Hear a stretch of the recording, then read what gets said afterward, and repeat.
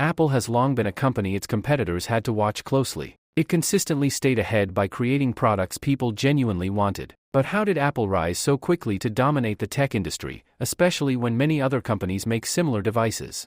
The beginning, Apple Computer Company, now Apple Inc., was founded on April 1, 1976, by Steve Jobs, Steve Wozniak, and Ronald Wayne. Their first product, the Apple I, was entirely designed and hand-built by Wozniak. Jobs became the public face and visionary voice of the company, while Wozniak handled engineering and Wayne contributed early documentation and branding. By October 2025, Apple had reached a market valuation of over $4 trillion. The early days, in March 1976, Wozniak completed the Apple I's hardware, circuit design, and operating system on his own. He initially offered the design to Hewlett-Packard, but they rejected it 5 times. Jobs saw opportunity and proposed starting their own company to sell the printed circuit boards. Wayne created the first Apple logo and wrote the Apple I manual. The Apple I sold for $666.66, with the first 50 units sold to Paul Terrell. By July 1976, Apple had sold 175 out of 200 boards,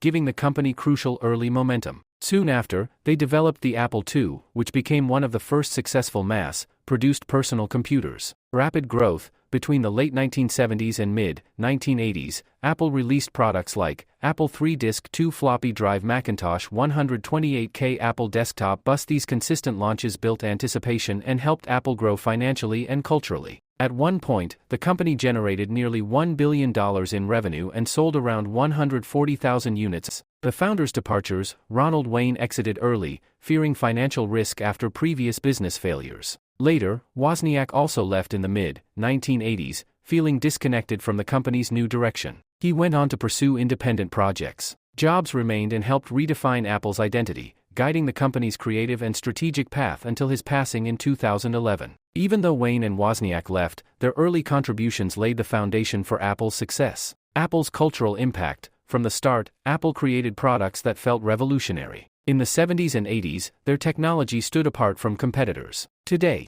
while many companies produce similar devices, Apple benefits from decades of brand reputation. For many consumers, owning Apple isn't just about functionality, it's about identity and status. Apple releases new products almost every year, maintaining consistent consumer excitement. While competitors often wait longer between launches, Apple keeps a steady rhythm. However, critics argue that recent updates focus more on minor design changes than groundbreaking innovation. Still, Apple generates over $260 billion annually, impressive for a company over 4 decades old. The future. Since Jobs' passing, Apple has continued refining his vision, maintaining its signature design while modernizing aesthetics. Recent releases have included iPhone 17, Apple Watch Series 11, HomePod high-end headphones, budget iPads. Apple is leaning into more futuristic designs while maintaining brand consistency. There are no signs of slowing production or demand. As long as Apple avoids major strategic mistakes, it will likely remain one of the world's top electronics companies. To put its growth into perspective, the Apple that cost $666 in 1976. Today, a new Mac can cost over $3,000. That price jump reflects not only inflation, but decades of brand growth and market dominance. Apple has been a major force in tech for nearly 50 years, and it's likely to stay that way for many more.